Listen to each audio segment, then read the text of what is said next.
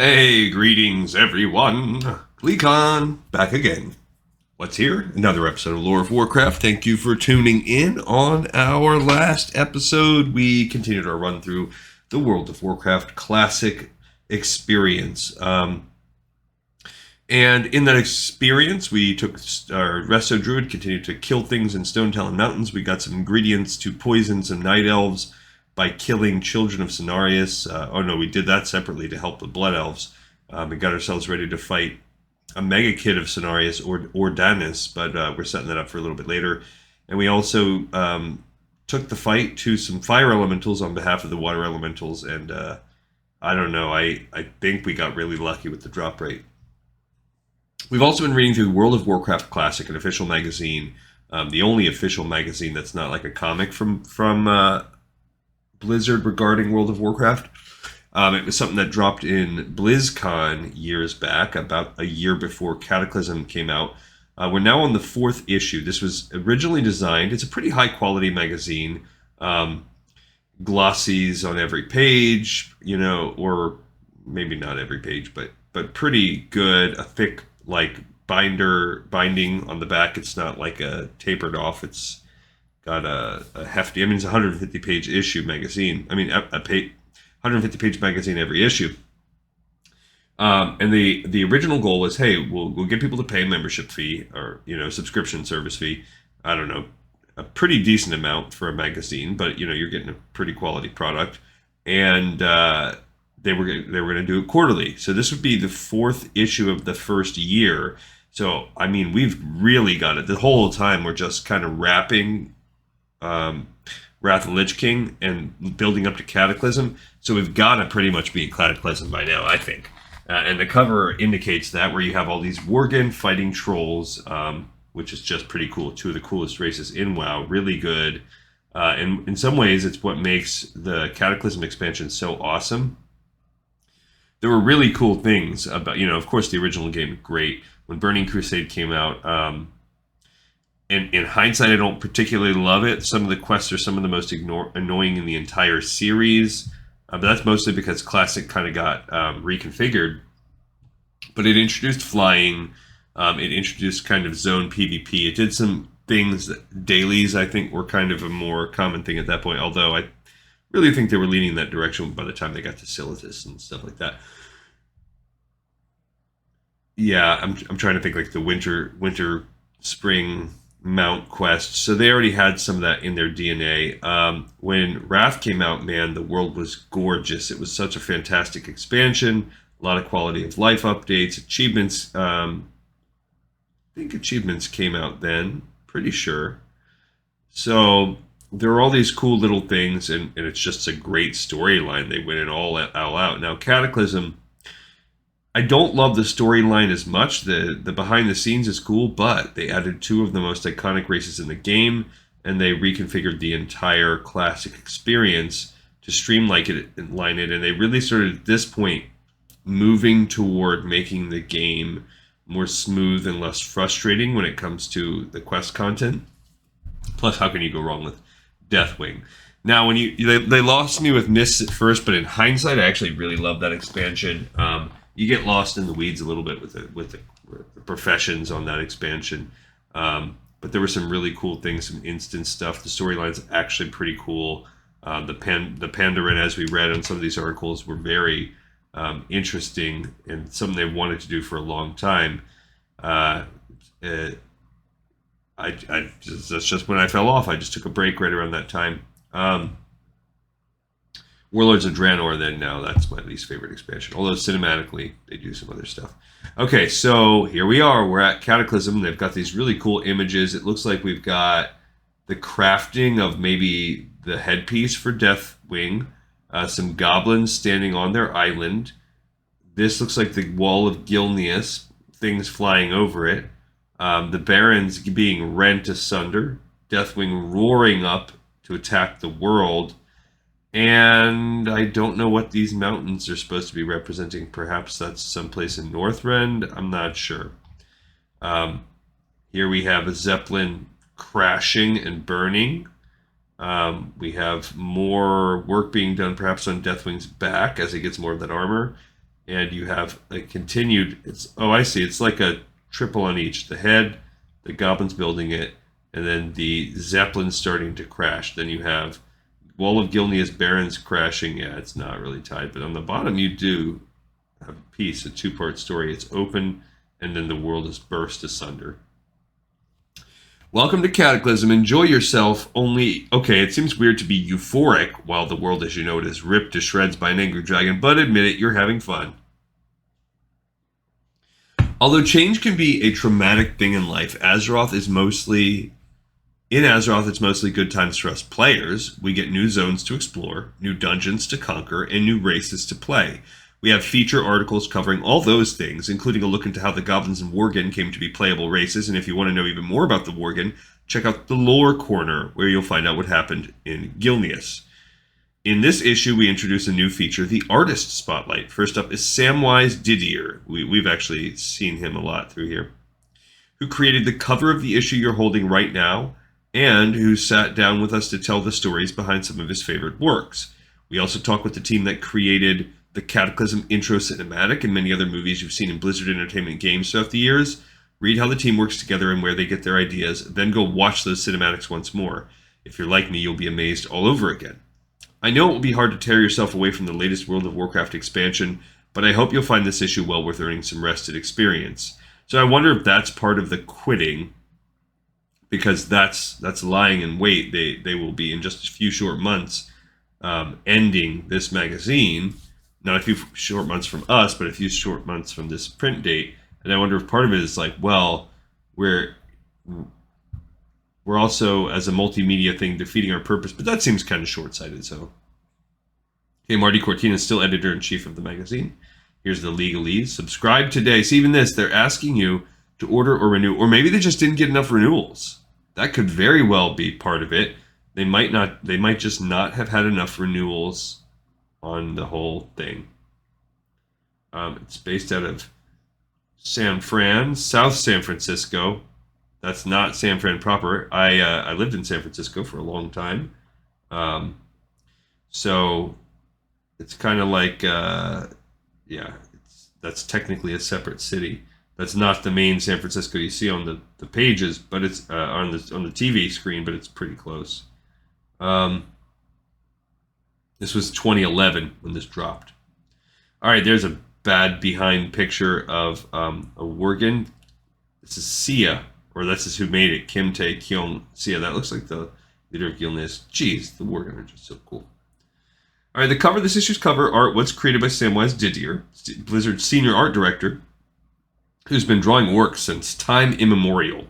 And if you want your work in the magazine, we're always on the lookout for writers and artists with deep knowledge of the World of Warcraft universe. If you'd like to contribute, send pitches and resumes to mcortinas@futureus.com. I wonder if they're still accepting applications. I know a lot about the World of Warcraft universe, but I'm sure a ton of people do. All right, so here's the contributors to this magazine. This is actually new. I don't think we've done that before. Josh Augustine has never turned down a duel, always /dances on night elf corpses, and is currently obsessed with collecting vanity pets on his goblin mage. He has 85 so far. In real life, he's an associate editor for PC Gamer. Jessica Cook is a glutton for punishment who leveled from 1 to 80 as a holy priest and currently leads a very saucy healing team. When not healing, she likes to hit things in the head with her enhancement shaman. Michael Craggs is a writer and editor and a dwarf rogue who loves the serial comma, his guild, the serial comma, his guild, and Brewfest equality. Tim Edwards is the dashing editor-in-chief of PC Gamer in the UK. I think we've read that exact line before. James Bernard Frost is the author of World Leader Pretend, a novel about gamers published by St. Martin's Press. He prefers Horde, but plays Alliance because of his friends. I used to be like that, but now I literally don't care. I like them both the same. Shauna Germain is a writer, editor, Leximaven, and geek of the highest standing. Leximaven.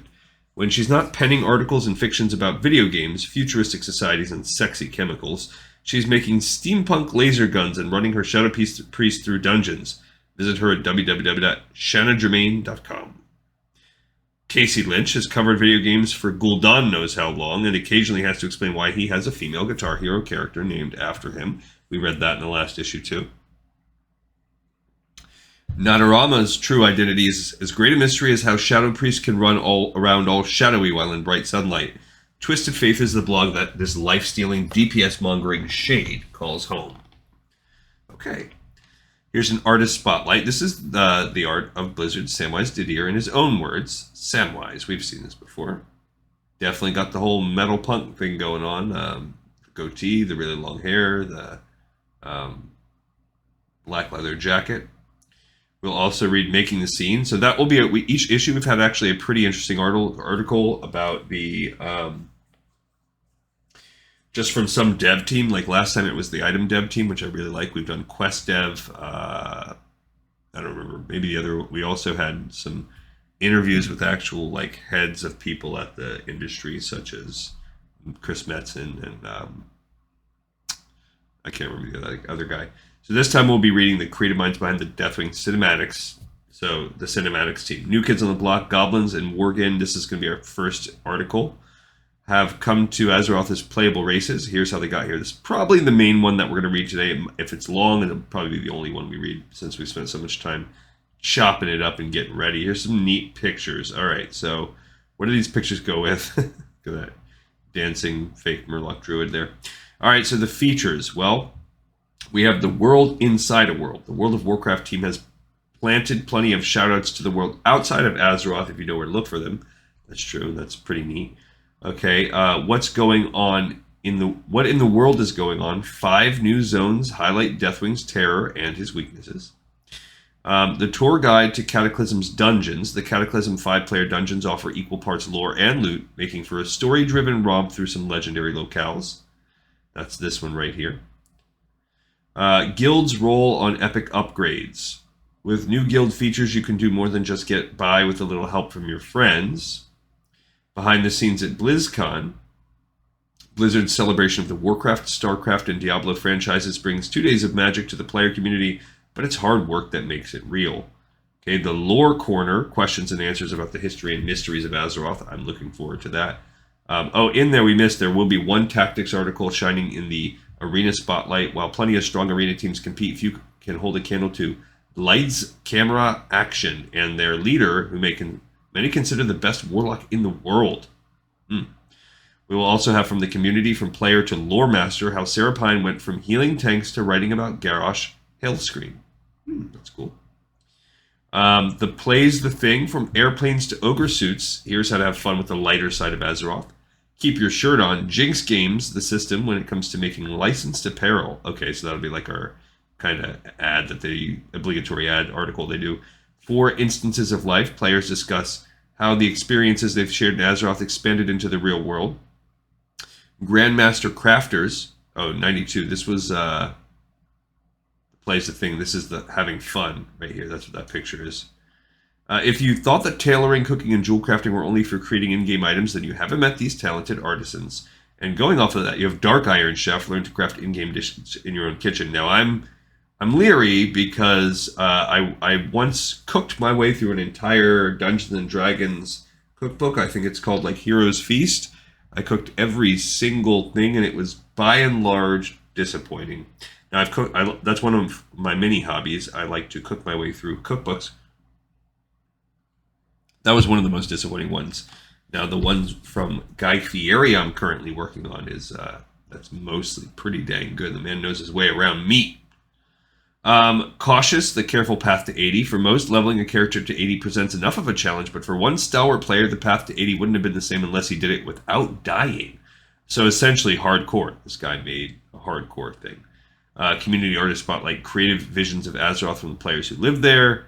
The off switch, that is, this is the mini columns they always end it with. There's nothing off about being an off tank. Sometimes we have the toughest job in the room, sure. And this is the picture for the DPS, echoes of the past. More than just Azeroth has been shattered by the Cataclysm. How do we survive in a world where all the rules have changed? And party of one. Yes, it's entirely possible to kill things with a healing spec. Although some expansions make that harder than others. Classic, it's not that bad. Back to the start, Cataclysm offers your guild a new beginning, but don't forget what you've learned from the past.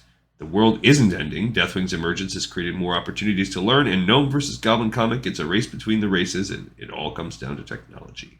All right, so we'll read probably just this one article because we're already halfway through our episode allotment of time. It's called New Kids on ... The Block, Goblins, and Worgen have arrived on in Azeroth as playable races, and here's how they got there. It's pretty cool. Actually, I like the Goblin one more. All right, so here's some art of a Goblin kind of king, a little merchant dude, and a tinker. When Cataclysm was announced, the ostensible star of the show was Deathwing, but what many people really wanted to talk about was the new playable races. Who was rolling a worgen? How could you not make a goblin? Mission accomplished, right? While it might seem easy and natural to work those races into the game, it's like most anything that's worth doing, it's really not that simple. The process started well before the announcement at BlizzCon 2009 and drew upon talents from multiple Blizzard Entertainment teams.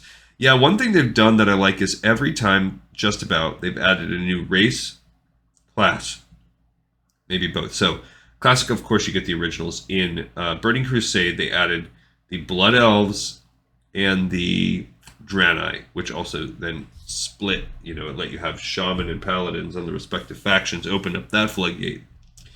Wrath, you just got Death Knights, a prestige class. First time they did it, it was almost a little underwhelming when it came to it, but they turn out they're pretty cool. In hindsight, great call. Cataclysm, you get the Worgen and you get the Goblins, 2 new races, 1 for each faction. Love it, just like they did in Burning Crusade. Now I think this starts to become a lot of work because you can see it trending downward. Missa Pandaria, you actually get both. You get the monk race, which they make playable by either faction. Interesting choice. Not the monk race, the panda race with the monk class attached to it. Also a great class. Can't really complain too much about that class. Then you get into Warlords of Draenor. I'm trying to think. I don't know. I think in that one, they didn't add either. Unless I'm forgetting something. I don't believe they added any. I think they maybe just expanded maybe what you could be with each. They really opened up the class options. But unless I'm forgetting something, I don't think they did it. Now, with Legion, they opened up the Demon Hunter class. And then towards the end, they started opening those prestige classes with the 5 of each. So prestige races or whatever you want to call them, which are they don't get their own homelands. They're kind of like race lights. Like they're in many ways they're reskins. Some of them are, and they just kept rolling that into BFA. So you're getting 5 new races for each, but each race is not, it's not monumentally changing the game. Although, like, cool tier ends are cool. It's pretty cool. But they were all sort of just reskins of existing races. You could make the argument, okay, cool.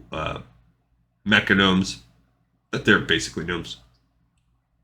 So that was a cop-out in a way, but at least you get 5 for each faction. So you're introducing 10 new races to the game. Then we did Shadowlands after that, and I think that was another one where we skipped, and then maybe they just opened up the options. I know throughout the course of that, you did majorly open up the options where you could get like Tauren Paladin and stuff like that. So that was there. It's like, seems like every generation. And then now with Dragonflight, we've had the Drakthir Evoker. So much like they did with the Panda faction, they made it available to both factions, and you get 1 new race that goes with a new class. I haven't really played. I did take 1 Drakthir when it first came out up to max level. I think I went healing spec with it. But I still haven't touched it since then. I haven't played with it a lot. All right, the first task, compile a list of candidates for possible playable races from the breadth of the World of Warcraft universe. A list that could turn out to be quite long, even when limited to the humanoids. You've got gnolls. See, this is good. It shows that they're thinking about it. Ogres, Centaur, Arakoa, Murlocs, Vrykul, Ethereals, Naga, Magnetar, Gron, Kobolds, Trog, Earthen, Tonka, Tuskar, Furbolg, Quilboar, Wolvar, Sporling, Rockflayer, Yeti, goblins, and worgen, and that's just a sampling of the creatures that inhabit Azeroth and beyond. Some of that list are easily dismissed, but there are a lot of juicy choices in there. What factors come into play when paring this list down to the 2 winning races? Spoiler, it will be the goblins and the worgen. I still think we need ogres. Ogres would be a great addition to the horde, and then you could just, just sift through that a little bit and find one for Earthen. Earthen would be a good one for, but it's so similar to dwarves. Vrykul, you could make an argument where Vrykul could become, but Tuskar, that could go alliance. First, the team asked themselves whether the choice will make sense as a playable race. Does the race feel like something players would be excited to play? Asked Tom Chilton, game director of World of Warcraft. There are plenty of creatures that are exciting, but players don't have a fantasy of playing that race. We start narrowing it down. Well, I didn't have a fantasy to play on the dragon. Look, here's some concept art for the different goblins. That's cool. And there's one riding its little, whatever those things, hobgoblins. And some concept art for the worgen. Oh my gosh, so dope with the hound, gun in human form. What we really get excited about as a team, what really geeks us up. Ogres were on our list, for example, but the horde already has the big scary races with the Tauren and orcs. Who cares? Goblins brought something completely new to the horde, which is a smaller, more comical kind of race. It pays to be funny. Okay, I mean, I don't disagree. I like that for that time period, but it's time for ogres. The goblins' path to the horde was not entirely clear-cut. Most goblins in the game pre-Cataclysm were neutral, had their own cities, and provided valuable services to players of both factions. There are banks in Area 52 in Winter Spring, for example, and goblins run the neutral auction houses in Gadget Stand and Booty Bay. We talked about goblins being available to both factions, with players picking one way to go, Tom says. They could have gone either way, but ultimately we had to pick a side. In the end, they added more to the horde than they would have added to the Alliance. For one, the Alliance's pint-sized comic relief spot was already ably filled by gnomes. Right, totally. Okay, a sidebar on classes, as this is a cool fight. Although Cataclysm expands the class choices for the existing races, there are still limits on who can be what. One thing was certain, though, and that was that the Alliance needed more druids. None of the current races aside from the Night Elves made any sense as druids, says Alex Afrasiabi, lead world designer, so we wanted to design a new druid race from the ground up, that being worgen, and infuse the story from level 1. And it makes sense because, as we read in Chronicles way back when, the first worgen were druids. That's a dope worgen-like hunter. Freaking cool. Concept sketches help the teams determine the final look of the player characters. More concept sketches. Look, that's like a worgen kind of witch, warlock kind of thing. That's cool. Time for action. Once the selection of the new races has been made, it's time to roll up sleeves and answer a few questions.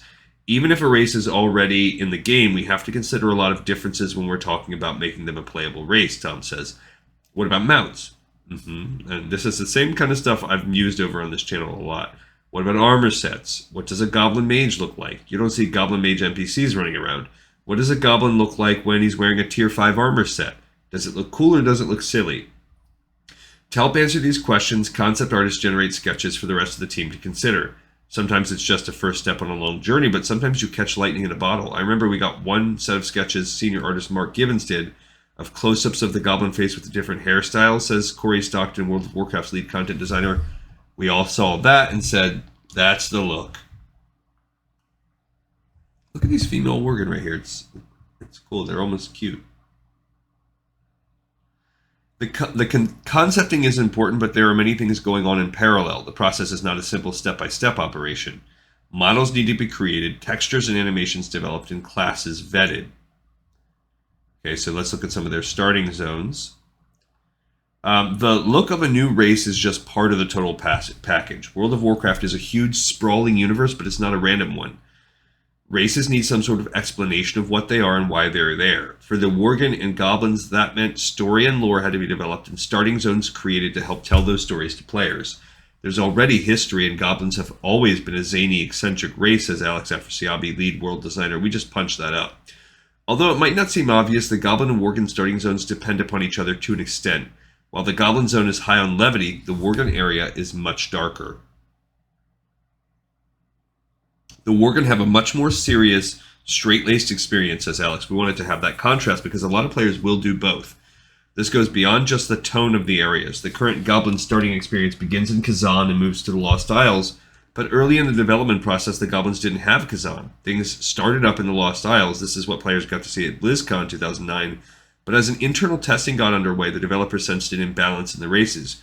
We originally weren't going to do Kazan, Alex says, but we found that the Lost Isles didn't have the punch and impact to carry a starting zone as well as Gilneas did for the Worgen. So what do you do in a situation like this? The solution was to do Kazan. It would totally fit the Goblin style. It would be what the player wants to see, but in this case, it came way late in the process, which maybe that's why it's just destroyed. Eventually, you can never go back. What you see now is the World of Warcraft design process 6 years out. Thus, Kazan was born with its rags to riches to rags storyline. The designers let their imaginations run wild. Kazan introduced scenery that couldn't be found anywhere else in the game. Yachts, lounge chairs, garish neon signs, and inflatable pool toys. Yet it still doesn't feel out of place in World of Warcraft. A lot of that stuff is what we see Goblins doing in their free time, Corey says. For Gilneas, a lot of preparatory work needed done. The team started with a race and little else. That's true, much less lore behind them. All we really had was a big-ass wall, says Alex, referring to the Greymane wall near Silverpine Forest. There wasn't anything behind it. It became a pretty big challenge for our art team. What is the style? What happens when you put people behind a wall for a decade? We wanted to make sure they were differentiated from normal humans. You want to make sure the new race has an identity. To tell the stories of the two races, the starting areas rely heavily on phasing technology that was introduced in Wrath of the Lich King. Oh yeah, I forgot about that part. Which was actually pretty innovative when you first do it and you're going out there in Borean Tundra and doing Vrykul quests and the mist is encroaching or whatever and other players can't see you. Which has since been steadily refined. Both the Goblin and Worgen experiences owe much to lessons learned from the Death Knight starting zone. The Death Knight starting area changed the way we design quests in the game, Alex says. It changed how we design environments. We looked at the linear nature of the Death Knight area and how that helped tell the story of the Death Knight, and we really wanted to apply that to the Goblin and Worgen. Taking full advantage of phasing, the developers turned players into time travelers of a sort. Both those starting zones start in the past. They don't start at current-day Cataclysm. We wanted to build up the characters and the races themselves to tell a story about how the Worgen came to be and how the Goblins came to be. And it definitely feels like a story, as your actions influence not only the narrative, but in some cases the environment. For example, as a Goblin, you wind up in what must be the most destructive football game in history.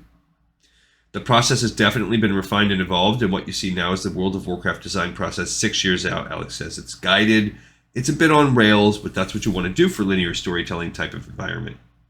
It's true, I like those experiences. New races. Okay, so they come with mounts. A considerable amount of thought goes into the mounts the new races use or don't use. A tricked-out trike was a natural fit for goblins. The earliest concepts had a goblin driving a little hot rod, Tom says. Really early on, we had a feeling that that was going to fit the goblins perfectly. So we ran with that the entire expansion and never really debated it much because it just felt right. The hot rod eventually morphed into the trike, but a series of quests in Kazan provides you with a hot rod so you can pick up your friends for a party. Alas, it's just a loner. Worgen transportation was much trickier. In some of our earlier concepting, we had them riding a boar-like mount. We jokingly called them man-bear-pig, Tom says. As we started to model it and take a closer look at how the Worgen would look riding something like that, we became increasingly dissatisfied. Although the Worgen spend a good amount of time looking human, when traveling they take on a more beastly form, which makes for some awkward moments. We were starting to feel like it fit better for a Worgen to be running on all fours because that's how you see them running around in the world as a creature, Tom says. It looks so cool when you come upon Worgen running on all fours. They look really intimidating. The team wanted Worgen to hit all fours when they accelerated, like when a rogue sprints, but that had issues. It doesn't look that cool when he's got a sword and a shield in his hand, Tom says. It starts to look real goofy, and you can't always get the animations to translate correctly to sheath the weapons when you might be running during combat. So we started to realize if we took that approach to their mounted travel, it would solve a lot of those animation problems that we didn't know if we'd be able to solve otherwise, rather than to force them onto some mount that we didn't have a strong vision for. When Worgen get to a certain level, instead of getting a mount, it learns a travel spell, running wild. Problem solved. And it's actually pretty useful to have. It's a worthwhile trade. You don't get a dedicated mount, but that running wild has its own kind of perks. It's not as strong as like a travel form, but it's pretty good. All right, the world inside a world. The World of Warcraft team has planted plenty of. So this is actually a different article. This is taking us. So we've introduced goblins and worgen, and now we're moving on to another feature. I'm actually kind of interested to read this, but we're right there at the cap, and I feel like this is a natural stopping point. So I'm gonna pull the plug here. And we'll call it. We got another episode in the pipe, 5x5.